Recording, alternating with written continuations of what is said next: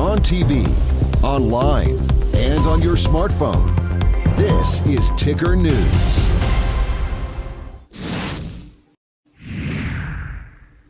You're watching In America Today. I'm Veronica Dudo. Federal Reserve Chair Jerome Powell recently told reporters that he's keeping an eye on the economic situation as it pertains to the banking system. While summer plans are in full swing for many Americans, this past spring, Main Street and Wall Street saw a major problem when three of the largest American banks failed. The collapse of Silicon Valley Bank, Signature Bank, and First Republic have led some to wonder if the country is headed for a new widespread banking crisis. For more, we're joined by Mitch Rochelle, Managing Director with Madison Ventures and a visiting research fellow at the University of San Diego School of Business. Thanks so much for joining us, Mitch. So are investors shifting their worry towards potentially more fallout? Yeah, investors are climbing the wall of worry, but the market keeps going up. So that worry is sending the market in the opposite direction than you'd expect. I do think that there's, Veronica, weakness in the banking sector, and it's a very simple reason why.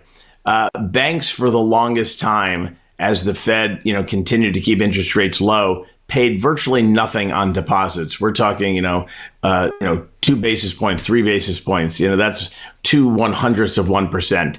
And as interest rates started to go up, there were other alternatives to keeping your money in a bank. And people went to the treasury market and bought treasury bills because they were yielding multiples of what the bank was paying.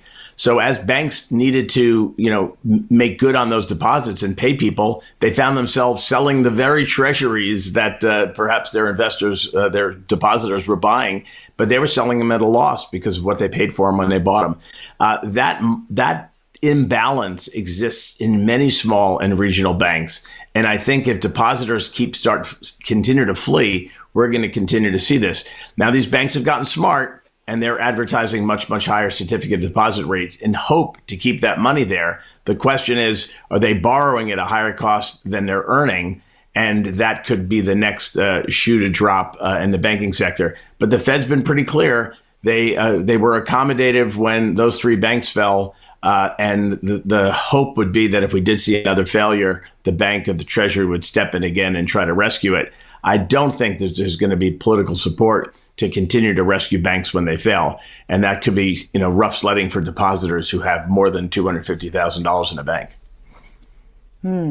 Now, what is the correlation between commercial real estate and bankruptcy trends? What's interesting, most bankruptcies that you see are based today are small business bankruptcies, and they are on the uptick.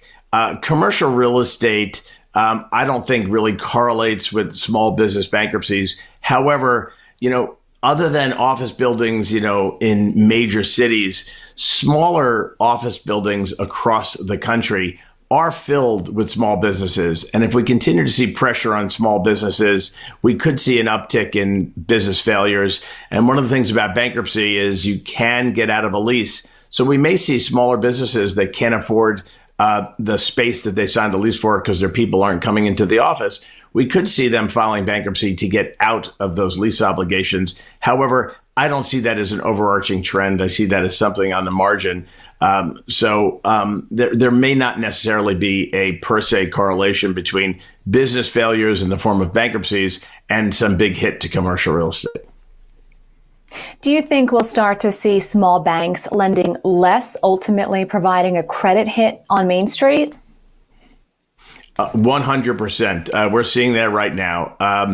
In the business that I do in my day job, we're finding it harder and harder to secure financing for projects.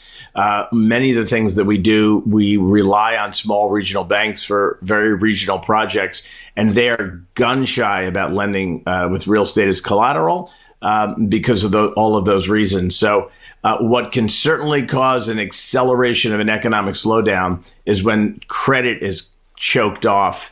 And credit has become choked off for two reasons. One, the cost of borrowing has gone up considerably as interest rates have gone up, and the willingness of banks to make loans has slowed down. So if anything's going to cause that big old recession that we keep talking about, it could be if we find ourselves in a credit crisis where lenders don't want to make loans because they're worried about repayment.